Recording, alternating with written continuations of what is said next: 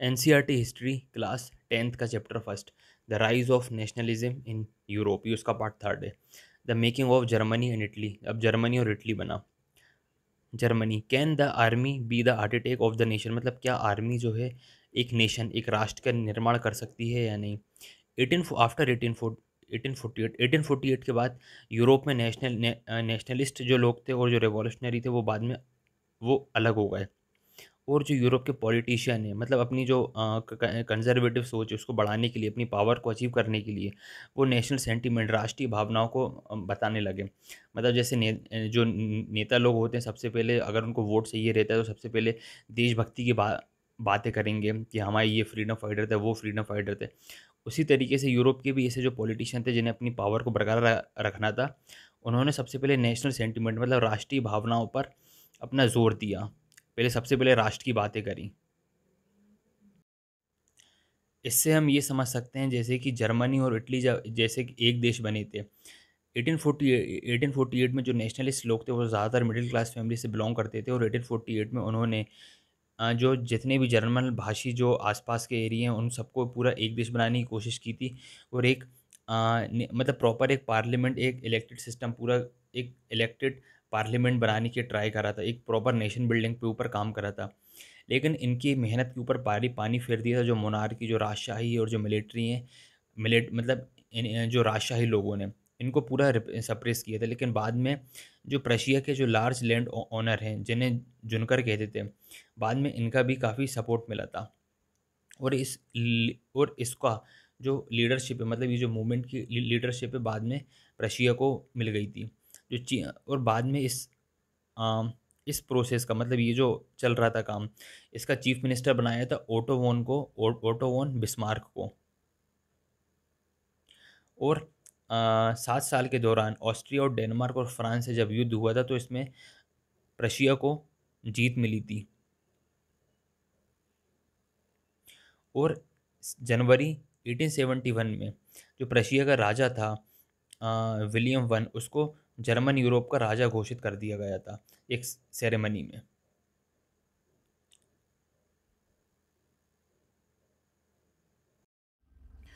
18 जनवरी 1871 को काफ़ी ठंड थी, और उसी दिन एक मीटिंग हुई थी, एक असेंबली हुई थी जिसमें जर्मनी के प्रिंस आए थे और आर्मी के रिप्रेजेंटेटिव, आर्मी के जो हेड थे वो आए थे, और चीफ मिनिस्टर ओटो वेन, और इन सब ने मिलकर विलियम वन को न्यू जर्मन एम्पायर का मतलब न्यू जर्मन एम्पायर का हेड घोषित कर दिया था उसी असेंबली में।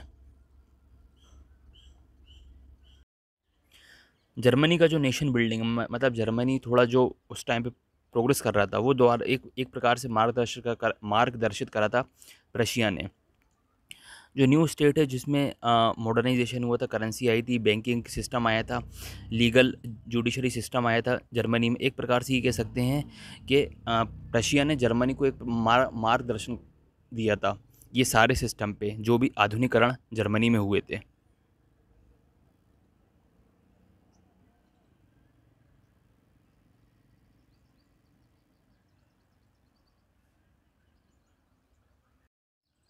इटली यूनिफाइड, जर्मनी की तरह इटली भी कई सारे पार्ट्स में बटा हुआ था। अ, जैसे कि कई सारी डायनेस्टी में था, और उसके साथ साथ कई सारे हैम्सबर्ग एम्पायर में बटा हुआ था। मिड 19 सेंचुरी में इटली जो है वो 7 पार्ट में बटा हुआ था, जिसमें से सिर्फ केवल एक ही हिस्सा, मतलब एक स्टेट जो था वो इटली के अंडर में था, सरदेनिया, पेडमोंट। और बाकी के जो हिस्से थे वो सब में बटे हुए थे। नॉर्थ का हिस्सा ऑस्ट्रिया के पास था, सेंटर का पॉप के पास था, और साउथ रीजन जो है वो बारबोन किंग स्पेन के पास था। एक प्रकार से कह सकते हैं जो इटली का जो हिस्सा है वो पूरी तरीके से मतलब उसके ही कंट्रोल में नहीं था।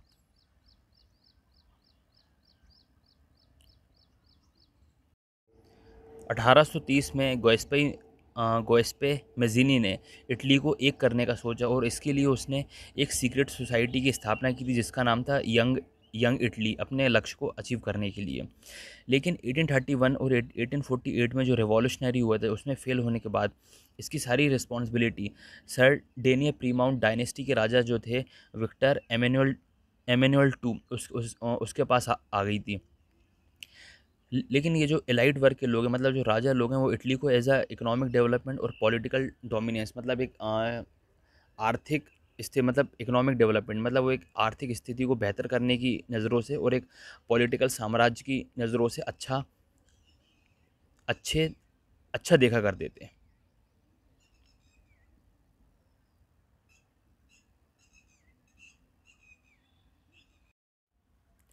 चीफ मिनिस्टर जो केवोर था, केवोर एक ऐसा व्यक्ति था जिसने इटली को एक करने के लिए जो आंदोलन चल रहे थे, उसमें इसने लीडर की भूमिका निभाई थी। मतलब जो इटली जो कई राज्यों में बटा हुआ था, उसको एक करने के लिए जो आंदोलन था, उसमें ये लीडर था। ना तो ये एक रिवॉल्यूशनरी था, ना ये डेमोक्रेटिक था। ये उनमें से एक था। जो वेल्दी लोग हैं और एजुकेटेड लोग हैं, he spokes French much better than Italy, मतलब ये इटली से ज़्यादा बेहतर तो फ्रेंच बोलता था। इसके बावजूद भी इसने फ्रांस में जो एक संधि हुई थी, उसमें इसने मतलब फ्रांस से एक संधि की थी, जिसमें क्या हुआ था, सर्डेनिया प्यूमाइंट सक्सेस, मतलब उसको जीत मिली थी ऑस्ट्रेलियन फोर्स को हराने में 1859 में। और जो रेगुलर ट्रूप्स थे, मतलब जो नॉर्मल सिपाही थे, उनके साथ साथ आर्म्ड वॉलेंट्री भी आए उसको सपोर्ट करने के लिए, जिसमें लीडरशिप था ग्यूएस्पे गैरीबेल्ट। मतलब रेगुलर ट्रूप्स का मतलब होता है जो नॉर्मल सिपाही थे, लड़ने के लिए जो आते थे वो तो थे ही थे, लेकिन जो आर्म्ड वॉलेंट्री थे, मतलब जो आम लोग थे, जो मतलब किसी की किराने की दुकान है, किसी का छोटा मोटा बिजनेस है, कोई दूसरा काम कर रहा है, वो लोग भी आए इसको सपोर्ट करने के लिए। मतलब जब देश की बात आई तो आम लोग भी आ गए। और 1860 में साउथ इटली में जो किंगडम है वो टू सिलेसिया में विनिंग हो गया था, और स्पेनिश को बाहर करने में, मतलब और स्पेनिश को हराने में सक्सेसफुल रहा था। और 1861 में इटली का राजा घोषित कर दिया था विक्टोरिया एमेनुअल टू को। लेकिन इटली की जो पॉपुलेशन है ज़्यादातर वो इलिटरेट थी, और उन सबको किसी को भी अपने राष्ट्रवाद नेशनलिस्ट आइडियोलॉजी, जो मतलब राष्ट्रवाद की सोच है, उससे काफ़ी दूर थी। लेकिन जो किसानों ने सपोर्ट करा था, उन्हें कभी इटली के बारे में बहुत ज़्यादा कुछ पता ही नहीं था। उन्हें तो ऐसा ऐसा लगता था ला टिलिया, जो विक्टर एमेरोल की वाइफ हैं।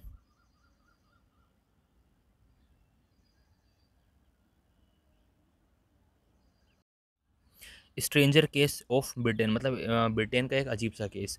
मतलब जो नेशन स्टेट, जो नेशन बिल्डिंग का काम है, वो ग्रेट ब्रिटेन में एक मॉडल की तरह, एक आइडल की तरह है।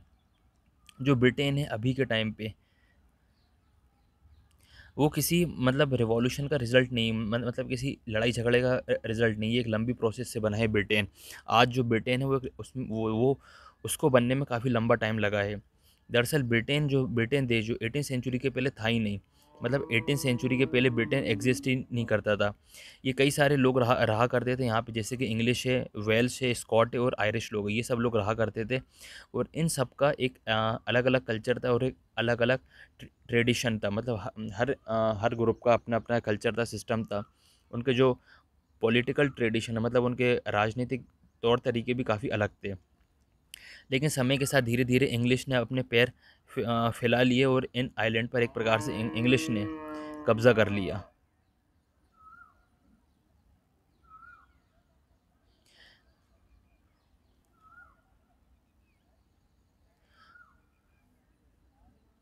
जब अंग्रेज़ों ने इन पर ऑलमोस्ट अच्छे से कब्ज़ा कर लिया था, और फिर 1707 में एक्ट ऑफ यूनियन साइन हुआ था इंग्लैंड और स्कॉटलैंड के बीच में, जिसमें ये फॉर्मेशन जिसमें से जिस एक्ट के तहत United kingdom of great Britain का फॉर्मेशन हुआ था। और इसका इम्पैक्ट ये पड़ा था, समय के साथ इंग्लैंड ने स्कॉटलैंड पर अपना काफ़ी इम्पोज कर लिया था, मतलब अपना प्रभाव जमा लिया था स्कॉटलैंड पर, इंग्लैंड वालों ने।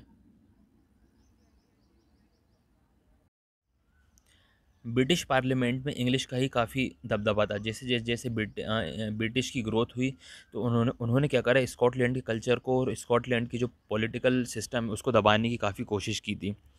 स्कॉट अ, स्कॉटलैंड के लोग हैं, एक कैथोलिक क्लान के लोग हैं, एक कैथोलिक समुदाय के लोग हैं। जब उन्होंने अपने इंडिपेंडेंट की बात की, तो उन्हें रिप्रेस किया गया, उन्हें दबाया गया। और स्कॉटलैंड में जो भाषा चलती थी, गैलिक भाषा, और जो एक प्रकार की उनकी एक कोई नेशनल ड्रेस होती जो लोकल पहनते थे, उनकी भाषा बोलने के लिए और उनकी लोकल ड्रेस पहनने के लिए उनको मनाही थी।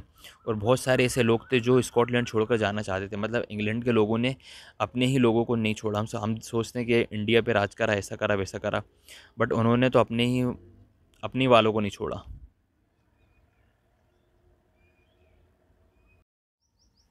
और सेम ऐसा ही आयरलैंड के साथ भी हुआ था। जो आयरलैंड था उसके साथ भी सेम यही हुआ था। आयरलैंड दो पार्ट में डिवाइड था, कैथोलिक था, प्रो प्रोटेस्टेंट था। और इंग्लिश ने क्या करा, प्रोटेस्टेंट और मतलब इनको भी कहा कि हम हमारे सिस्टम से चलो, हमारे हिसाब से चलो। लेकिन जो लोग भी खड़े हुए, जो कैथोलिक लोग थे, अगर वो ब्रिटिश के खिलाफ खड़े खड़े हुए तो उनको सप्रेस किया गया, मतलब उनको दबा दिया गया। और खड़े कौन-कौन हुए थे, जो वोल्फ टोन थे और यूनाइटेड आयरिशमैन थे, जो 1798 में खड़े हुए थे। उनको दबाने के बाद, उनका जो रिवोल्ट है, उनको रिवोल्ट में फ़ेल करने के बाद 1801 में फाइनली आयरलैंड को यूनाइटेड किंगडम में शामिल कर लिया गया था। अब उन पर अपने सारे जो ब्रिटिश नोशंस हैं, जो भी रूल्स रेगुलेशन है, वो थोपे गए और उनसे कहा गया कि हमारा फ्लैग है जो यूनियन जैक, उसको अडॉप्ट करो। जो नेशनल एंथम है, God save our noble king, उसको अडॉप्ट करो। इस प्रकार से आयरलैंड को भी यूनाइटेड किंगडम ने पूरी तरीके से अपने कब्जे में कर लिया था।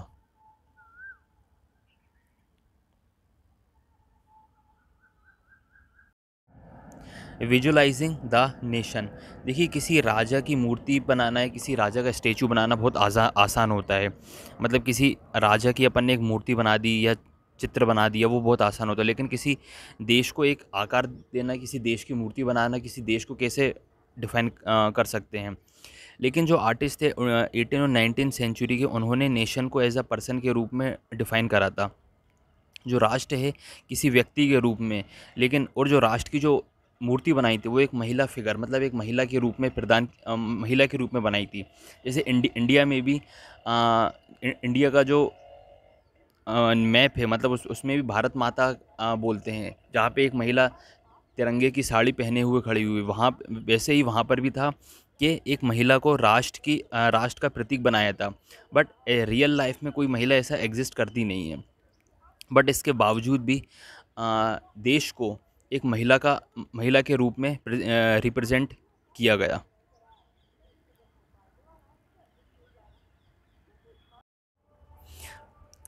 याद होगा कि फ्रेंच रिवॉल्यूशन में भी महिला का जो रूप है, महिला का जो स्टेचू, उसको एज अ लिबर्टी, जस्टिस और एज अ रिपब्लिक की तरह यूज़ किया गया था। कुछ ऐसे सिंबल थे जो किसी पर्टिकुलर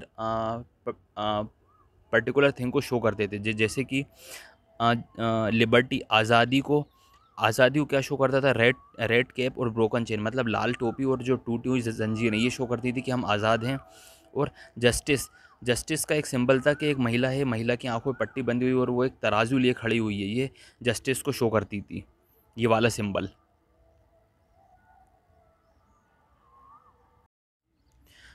और ऐसे ही 19th सेंचुरी के जो आर्टिस्ट थे, उन्होंने भी राष्ट्र को जब अपना रिप्रेजेंट करा, देश को रिप्रेजेंट करा एज अ महिला के रूप में, और उसको नाम दिया गया मारियाने। ये एक क्रिश्चियन नेम है जो कि शो करता है देशभक्ति के रूप में देश को।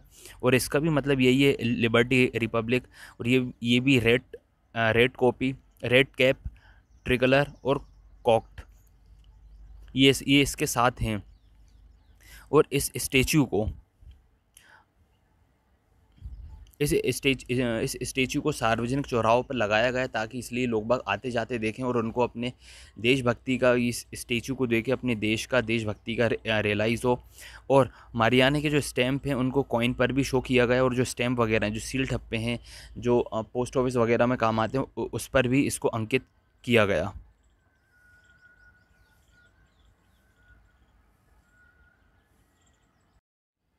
और इसी तरीके से वो एक जर्मेनिया स्टेचू है जो कि जर्मन नेशन का प्रतीक बना, और जो कि एक ओक ट्री, मतलब ओक ट्री होता है, उसकी पत्तियां सर पे, माथे पे एक एज अ क्राउन की तरह पहनी हुई हैं, क्योंकि जर्मन में जो ओक है उसको एज अ हीरोइस माना जाता है, जो वीरता का प्रतीक है, बहादुरी का प्रतीक है। ये रही जर्मनी में राष्ट्र का सिंबल।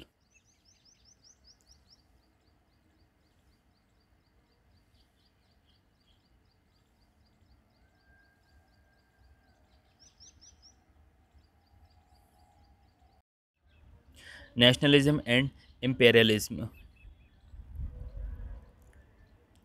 19वीं सेंचुरी के लास्ट में जो कंडीशन थी वो थोड़ी सी अलग हो गई, या हम जो राष्ट्र भावना, जो देश के प्रति भावना है वो थोड़ी सी अलग थी। अगर हम कंपेयर करें 19वीं सेंचुरी के स्टार्टिंग में थी, अब जो है जो राष्ट्र भावना थोड़ी सी नैरो हो गई, श्रिंक हो गई।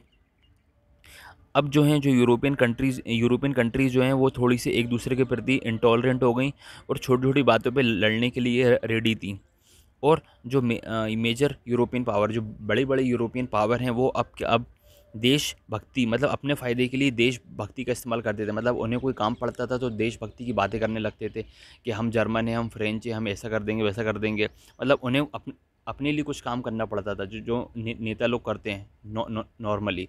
अपना कुछ काम होता है तो देश की बातें करने करने लगते हैं, बहादुरी की बातें करने लगते हैं।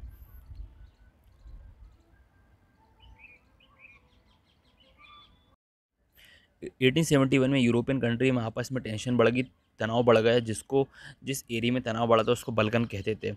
और बल्कन रीजन में कौन कौन से देश आते थे, जो जोग्राफिकल एरिया से बात की जाए तो उसमें रोमानिया था, बुल्गारिया था, अल्बानिया था, ग्रीस था, और ये सब देश थे जिसको आपस में स्लाव नाम से भी जाना जाता था।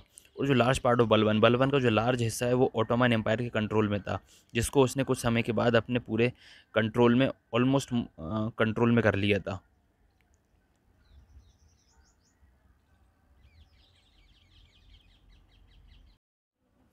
19वीं सेंचुरी में ओटोमन एम्पायर ने अपनी पावर को बढ़ाने के लिए और अपनी पावर को मॉडर्नाइजेशन करने के लिए ट्राई करा, लेकिन उसे बहुत ही कम सक्सेस मिली थी।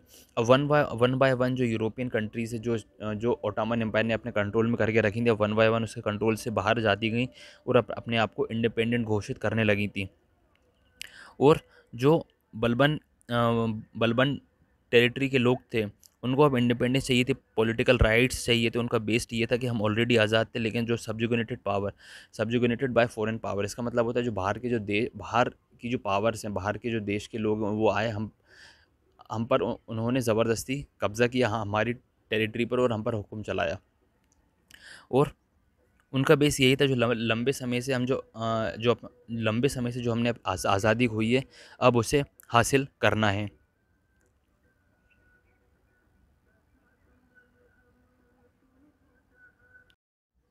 जो छोटे छोटे देश थे उन्होंने अब क्या करा, अपने आज़ादी के लिए लड़ाई, मतलब आज़ादी के लिए मांग करनी स्टार्ट कर दी। इससे क्या हुआ, आपस में कॉन्फ्लिक्ट, मतलब आपस में लड़ाई झगड़ा स्टार्ट हो गया। और जो यूरोपियन कंट्री हैं, जो बलबन के जो कंट्रोल में थी, बलबन स्टेट्स में थी, वो आपस में एक दूसरे से जलती थी, आप एक दूसरे की टेरिटरी को कब्जा करने के लिए प्लान करती थी, सोचती थी। और ये स्थिति तब और ज़्यादा ख़राब हो गई जब यहाँ पर बड़ी पावर ने अपना हस्तक्षेप स्टार्ट कर दिया, मतलब इंटरफेयर करना चालू कर दिया था। यहाँ पर ट्रेड को लेके काफ़ी कंपटीशन था, और जो नेवल आर्मी, मिलिट्री आर्मी, इन सब को लेकर भी काफ़ी कंपटीशन हुआ करता था। सिचुएशन और ज़्यादा ख़राब तब हो गई जब रशिया, जर्मनी, इंग्लैंड और ऑस्ट्रिया और हंगारी ने अपना इंटरफेयर चालू किया। क्योंकि जब कंट्री आपस में लड़ती थी तो कमज़ोर हो जाती थी, तो ये रशिया है, जर्मनी, इंग्लैंड, ये सोचती थी कि यार ये देश कमज़ोर हो गया, चलो इसको कंट्रोल में कर लो। हर देश ये सोचता था कि यार चलो ये देश कंट्रोल होगा, इसको कब्ज़े में कर लो। और ऐसे में क्या हुआ, जो बड़े बड़े देश हैं उनकी भी लड़ाई स्टार्ट हो गई, और यहाँ से शुरुआत हुई थी फर्स्ट वर्ल्ड वार की।